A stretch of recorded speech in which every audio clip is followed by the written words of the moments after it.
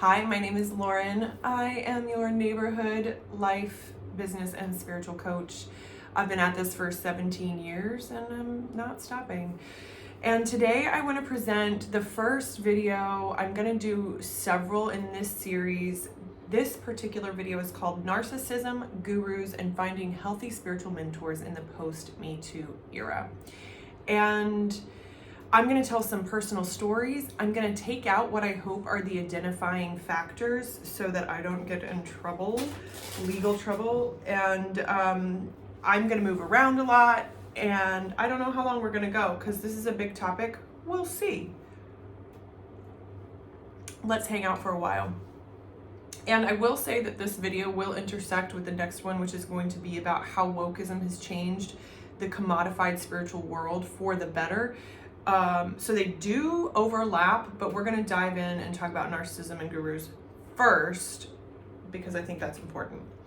So, why is this even a thing? Well, if you've been in the spiritual coachy world for any period of time, and that includes the New Age and New Age spiritualism worlds, then most likely you have encountered people that you might consider to be gurus. They're the ones who write the books. They're the ones who go on stage. They're the ones who have incredible followings. And whether you're studying yoga with them or Eastern philosophies with them or metaphysical concepts with them, whether it's online or offline, we use the term guru, I think, to signify a person who knows a lot, right? And who commands a lot of attention and wields a lot of power. That's obviously not the traditional definition of guru. However, what we've also experienced, especially over the past 10 years, is a rather watershed decade where our gurus have fallen from pedestals. And in most cases, those gurus have been men, although I am going to for sure bring women into this conversation because it's also vital that we do this. Now, I'm not embarking on this particular topic because I want to denigrate or talk badly about people in the spiritual community. That's not my point. My point is that I want people who are watching this video to come away with it with more tools to examine the people that they learn from and recognize the signs that they can look for to understand if that particular guru or mentor or teacher is in the narcissist category, the dark empath category, or if they are a legitimate teacher that you might want to spend more time with, and you won't have to worry too much about being re-traumatized or traumatized for the first time. So that's the whole point of this. And I want to start out actually by talking about a very personal story around poking holes in the mythology that surrounds the guru. And I am going to name names here. Sorry, it's just more effective that way. This one I'm not going to excise the identifying factors. So years ago, it must have been a decade ago, more, I wrote a blog post about someone who's written many best-selling books and has programming, teaches, speaks, all that stuff. She is a spiritual teacher. She's called Gabby Bernstein. I don't know what she calls herself because I literally don't follow this woman. The reason I wrote the blog post so many years ago is because everywhere I went, my clients, and I was doing a lot of one-on-one coaching at the time, my clients, my acquaintances were all like talking smack about this person. And these are like spiritual people talking smack. And I was like, this is so weird. Like, what is going on that this woman is like everywhere and everybody's like hating on her? And I didn't know that much about her. So I was like, I'm just gonna go talk to people and like get their lived experience of interacting with her. And so I wrote a blog post that basically said, here's the summary, that it seems that the people who have ish with her are people who have a very deep and long history of their own personal inquiry and their own personal mastery. And I think what stuck in the craw of those people was that it felt like a lot of her approaches and teachings were very simplistic and or watered down versions of things that other people have already brought out. You know, Course in Miracles and stuff like that. So I think that their resentment perhaps was about that and how popular she had gotten so quickly with these very, you know, simplistic things like drink green juice. The other thing that came into play was the friction around Ms. Bernstein's just unwavering self-belief, even when it was clear that she was out of her depth. And that could have been, you know, sitting on a panel with like CEOs of, you know, companies or what have you. And there's something to be learned there too, right? There's something to be learned for all of us. Like, why not have completely unwavering self-belief? That's cool. Anyway, I came to the conclusion that her stuff is for new seekers. New seekers, that's okay. Everybody's got to have an on-ramp to their own spiritual journey. And if their on-ramp takes the form of that is cool, right? And it was so interesting to see the response to that blog post. And I will say a couple things. One is, when you Googled that woman, it was one of the top 10 things that came back from Google, which was not my intention. Number two, I had like 100 comments underneath it. Most of them were really positive, and they really appreciated how deep I dove into examining someone who is a phenomenon and a public figure, and allowed me to ask questions and not swallow everything hook, line, and sinker that is PR, right? Other people did not like that, and they disliked it because they considered it gossip. And I find that interesting. I will come back to the gossip thing later on. Gossip is vital to protect people who have less power.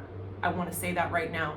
Gossip is not a bad thing in and of itself. And if you have been taught, oh, don't gossip, it's so bad, we will come back to that. Usually the only people who benefit from the rule of no gossiping are the people who are trying to consolidate and maintain power. So put a pin in it. We're going to come back to the gossip. Now, what ended up happening is I believe her sister or a relative of Gabby emailed me and said, you know what, this is really hurtful. Can you please take it down? And I said, you know what? Sure. Because that was a heartfelt request. It was much longer. It was like a very thoughtful email. And I thought, sure, if this is hurting someone, I'm going to take it down. The reason I'm talking about it today, because it is important that we do not allow our gurus to have complete control of all media perception, because then we're only dealing with propaganda. And I'm not saying that Gabby is someone who we need to examine really closely for mishandling of power, but this is important because of the model that it creates, the perceptions that it creates among the audience and quote unquote fans, that they cannot even speak negatively or critically about a guru. And anyway, I took it down, and it's so fascinating because not a month later, I got an invitation for a friend's baby shower, and it was hosted by Gabby at her home. And I couldn't go because I was traveling internationally to our house in the Dominican. I would have gone for sure. I believe Gabby and Michelle Northrup were hosting it for this friend. And Michelle Northrup, that's a friend from college or high school. I think it's someone else. It's Christiane Northrup's daughter. And they were hosting this baby shower for our friend Laura. And I was like, yeah, I would have no qualms about showing up to an event with that crowd. So in any case, I want you to know that I had that experience because I think it is incredibly vital that we look at how we interact with the perceptions of our gurus, our mentors, our teachers. So on that note, let me segue to just some normalizing of terms so we can think about it in specific ways. When I say guru, I'm actually referring to what my friend Beth Grant created. She created a beautiful thing called the Archetype Alignment Grid. She is now living her best life as an artist, but when she was in the coaching marketing world, she created this amazing system, and it was ostensibly to help people figure out how to sell their stuff better and market their stuff and be in the right lane. And she divided it into gurus, I think guru stars, truth guides, connectors, and then the fourth one I can't remember. And guru stars are the people who say, I know the way. This works and you're gonna follow my way. The truth guides are people like me who say, I have a lot of experience and I'm gonna give you some options and you're gonna take your own journey. And then the connectors are the people who connect, and then like I said, supporters, I think, are the fourth. The reason I'm talking about the guru star and Beth's work is because it's not a negative thing in and of itself to be a guru star. It is just a thing. We don't have to assign a positive or a negative to it. There's no polarity there. What has happened in our world is that the majority of people who consolidate power, who attain fame, who have a big following, they tend to fall into the category of the guru star. And again, there's no judgment on that. That's okay if that's their style. What the problem has become is that the guru star is basically the only model that most of us have for quote unquote success. And so everyone thinks they have to be a guru star in order to have what the guru stars have, which is platform, success, money, etc. And so we only have this one very narrow vision for what a public facing persona that is built on a thought leadership platform looks like. And that is problematic, first of all.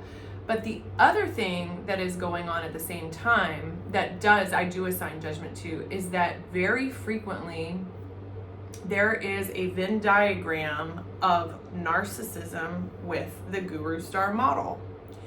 And I will continue to talk more about narcissism and its role in our world. And for our purposes today, I don't want to deconstruct whether we're talking about clinical narcissism or just narcissistic traits. That's not important. What is important is to note that the narcissist feeds off the energy of people around them. So you can see how naturally a narcissist tendency would slot into the guru star model. And I'm not saying that every person out there who has a platform and is famous and successful is a narcissist. But I think that Venn diagram is closer to this than to this, right? So, why do I think that? Let's just look at what's been going on in the world of spirituality, coaching, gurus over the past decade, and certainly post Me Too. So, we've had the fall of very well-known and respected teachers like John of God. Baron Baptiste has come under fire. I studied a lot with him. Certainly Bikram, who has gone underground and fled. Tony Robbins has taken some hits. We've got John Friend from Anusara Yoga. These are seismic allegations that have in many cases been proven beyond a shadow of a doubt that not only was it an unhealthy guru fandom relationship, but also it was criminal and abusive. We have the group that is the cult NXVIM. I'm not getting that right, but you know what I'm talking about. And in fact, I have a crazy weird story about that. So I was sitting at a brunch in perhaps 2019, And it was with, dynamic, amazing women, right? And one or two of them had just come from an event. I was like, oh, what was it? And they were like, oh, it was amazing. One of them had come all the way from Australia for this event. I was like, oh, wow, tell me about it. Because that's a commitment. And they did. And so I looked up the organization on my phone, and I had not heard of it, I don't think, at that point. But I was like, wow, they've got an excellent copywriter. Whoa, they're having like landmark style events all around the country, like every weekend. Holy cannoli, that is intense. It takes a lot of manpower, and it takes a lot of money and marketing to fill that many events in that many different geographic regions. It was a lot. And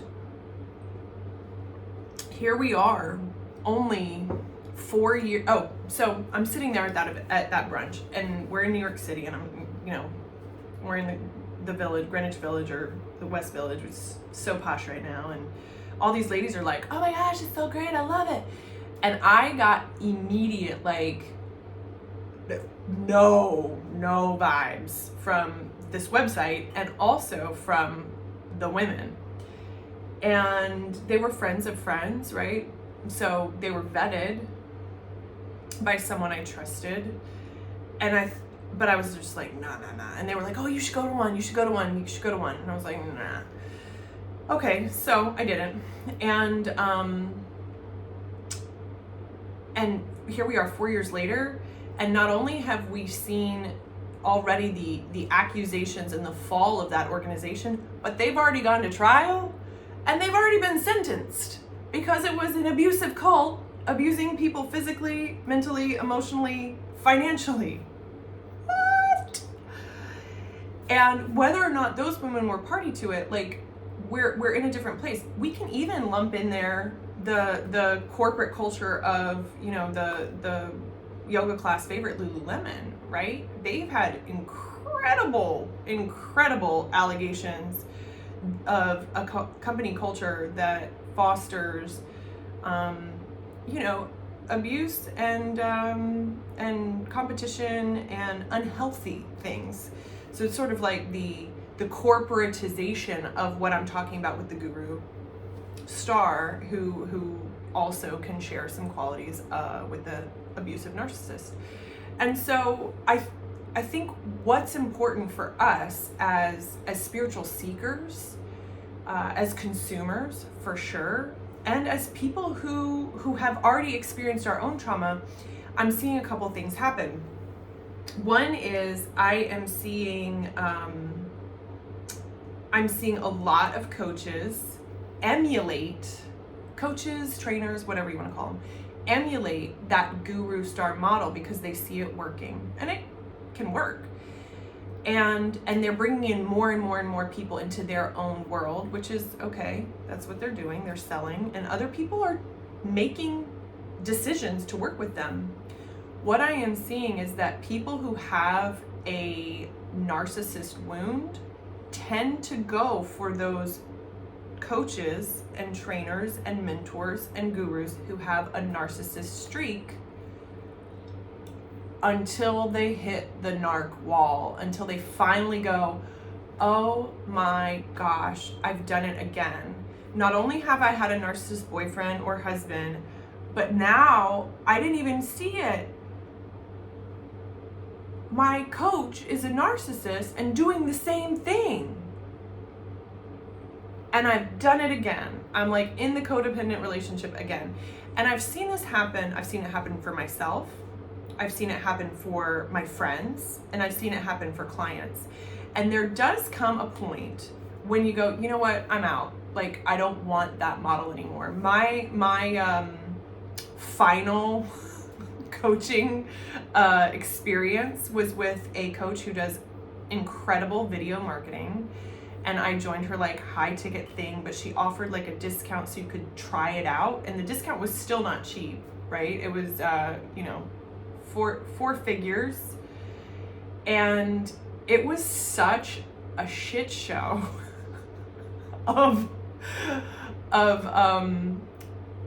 no accountability, no organization, bad communication, and it was all my fault. It was astonishing. And I thought, you know what? I went in to play ball, to like do the coursework, and I did. I got something out of it. Enough. Maybe not worth the investment, but the most valuable part of it was I saw finally, in stark relief, my pattern of going all the time for the narcissist guru, coach, or trainer. And I thought, okay, that was worth it. That was worth the investment. And I decided, you know what, I'm not doing that again. And I haven't, which is awesome. It's been several years since then. I don't remember what year I signed up for that, but it's been more than 2 years. So it feels like some growth. It feels good.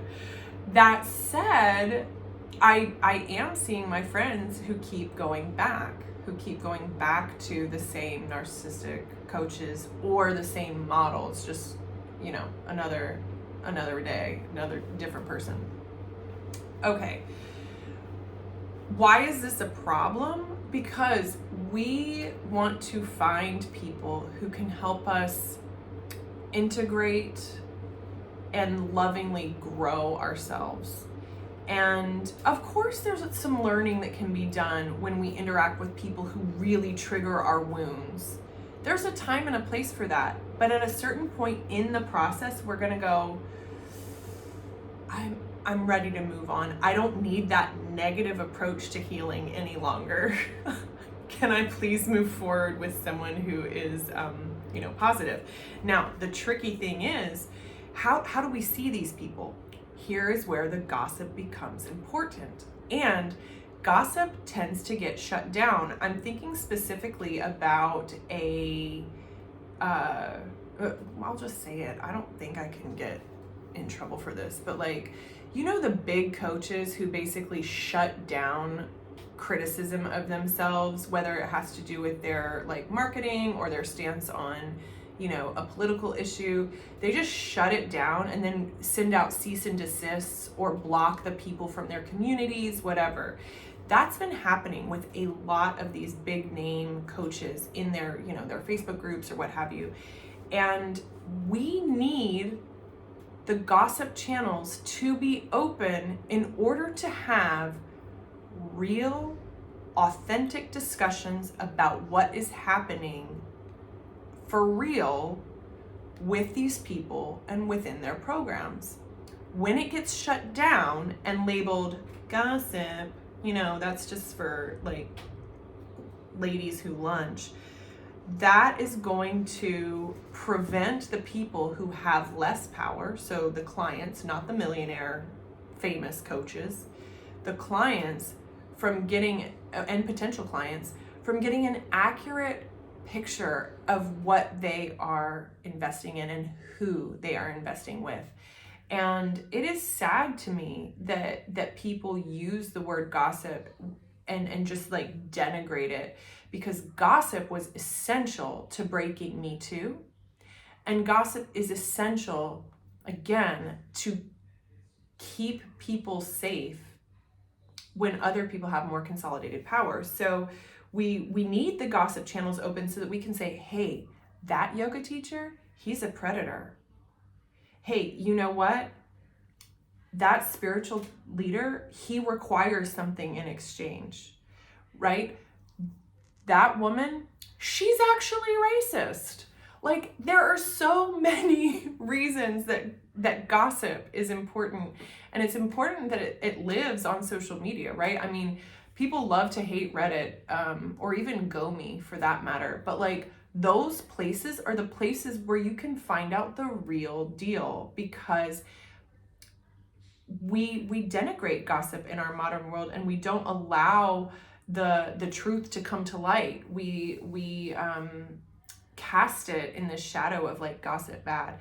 And I think that one of the best things that we can do is be truthful about the people who have defrauded us. Gosh, I have so many stories. There is a woman who she signed on to work with me one-on-one. She had the biggest sale she's ever had in her entire life working with me within the first 2 weeks. I was so proud of her. And then she like defaulted on the coaching payments and like was just like, yeah, I'm not gonna pay. I was like, what? That's weird. I don't know anybody who does that. And then I found out that she did the same thing to one of my friends. And I was like, what? She did. And then she got one of her friends who signed up with my friend to also default on like a year-long, and it wasn't even expensive, that year-long thing. It was like $50 a month, but like, who does that? And I felt like I couldn't publicly say who this person was, even though a lot of people know her. She is like, you know, internet famous, because it would look like gossip. But how many other small businesses is that woman gonna screw over? Because she just doesn't, like, she changed her mind. She doesn't want to keep paying. What in the world? This is why gossip is important. And certainly I've had private conversations about her because it's vital that we share this information. And yes, I can empathize with where she is on her money story journey. I can empathize that that she's got some trauma there. And effing pay your bills. Effing keep up your end of the bargain. I have another, got a little one over there. I have another story about this, but I think this video is getting pretty long. So what I'd like to do is talk a little bit more about how do we find, thank you. Okay, I'll help you in a minute. I'm almost done. How do we find the healthy people who we can work with? And I say healthy, listen, no one is gonna be perfect. Everybody's gonna say something messed up. Everybody has the potential to hurt you. However, there are other people who you can go to for wisdom, for coaching, for training, for care, who do not fall into that category of narcissist guru. But there's one thing that we must beware of, and that is the dark empath. Dark empath. The dark empath is on the rise, man. The dark empath is someone who is sensitive, someone who probably has some psychic ability, who also shares, again, a little Venn diagram with narcissism. And they are really good at putting on the cloak of care. I care about you. But they continue to be the energy vampire type, and they only want what you can give them. And again, I really think that we're seeing a surge in narcissism in our culture right now. And I also think we're seeing a surge of dark empaths. That phrase, I believe, came to me via Vanessa Scotto, my therapist coach. And she's a good friend of Matt Kahn, who's an incredible spiritual teacher. And I believe that's where Vanessa came up with that term. I believe it's a Matt Kahn thing. In any case, he certainly will have more to say about it. But I want us to beware that there are people who are really good at speaking the language of the empath, who are in fact using it to just fuel their narcissist need. So what's a pilgrim on the path of, journeying spiritually? What are we supposed to do? How are we supposed to find teachers who are capable of holding paradox, who are into non-dualism, who are going to hold you tenderly and with love, even if you're not interacting with them personally, even if you're just reading their work, even if you're just going to their courses? How do we find those people? How do we look out for them? Let's talk about it. So first I want to talk about what to look out for, the red flags of narcissism, so that you can see. I think on social media, it's easy to spot the narcissists because the narcissists almost always center themselves. It's really about them, and their experience trumps all others and becomes the focus. And not to say that every single person who has only face videos is a narcissist. I don't believe that. I believe that it's a little bit more subtle, and the purpose of the videos or presence on social is certainly to make money, but it's also about the attention.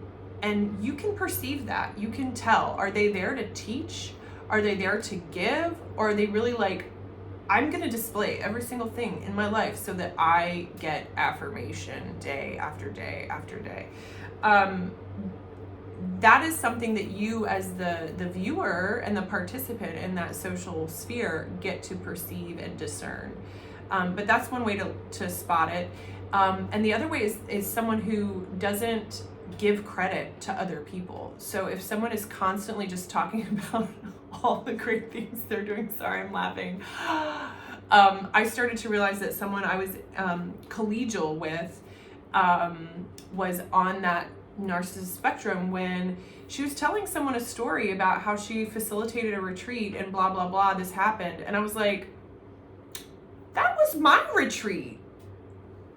That's weird. Like she never facilitated a retreat in that location. And she was like talking about it like it was her own. I was like, she legit thinks that my retreat was her retreat. That is fascinating. So, they will give you clues.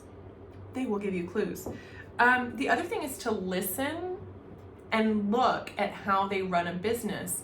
One of the key features I find of a narcissistic guru operation is unpaid labor.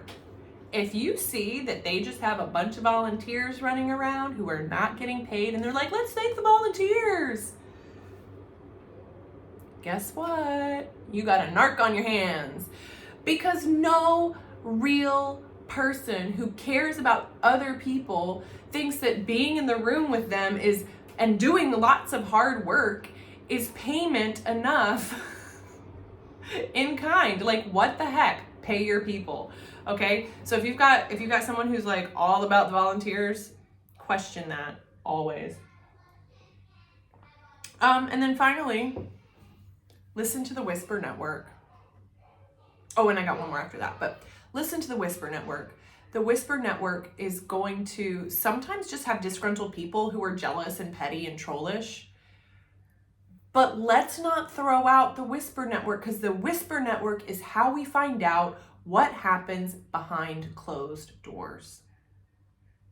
Whisper networks are how women in the past decade have managed to take down legit abusers, the Matt Lauers, I mean, even Donald Trump.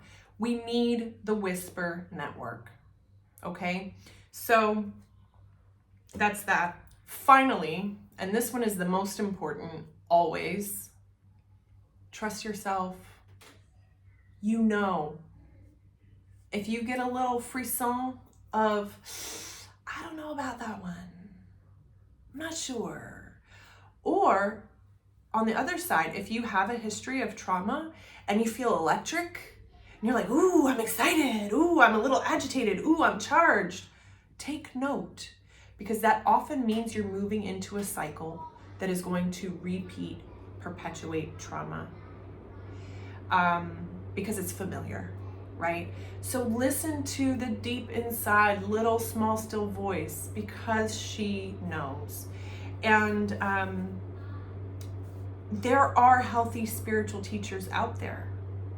There are healthy spiritual teachers out there in all fields, in all, I don't want to say religions, because religions for sure, in all belief systems, in all subject matter. There are healthy teachers out there, but I do want to come back to the point before that no one is going to be perfect. I for sure am going to say something that is stupid and hurt someone at some point. Like I did. I mean, that's why I took that blog down that I talked about earlier. I'm not here to hurt somebody. I don't want to do that. Do I want to be free to interrogate the people that we're supposed to look up to and say, hey, how is what you're doing aligning with what you say? That I'm all about, but it doesn't have to come from a place of insecurity or hatred or jealousy. It can come from a place of, hey, let's examine this. Because it's okay to examine something and someone and see if it vibes with our values. And it's okay to say publicly if it doesn't. So I think that's where we will end today. Thank you for hanging out with me on narcissism gurus and finding healthy spiritual mentors. If you have someone who you think is a healthy spiritual mentor, will you post it in the comments below? I would love to know. And if you enjoyed this video, of course, I am going to love if you like and subscribe, and share it. If this video said something to you that you think is worth someone else listening to, I would so appreciate it if you share it. Thanks so much. Peace.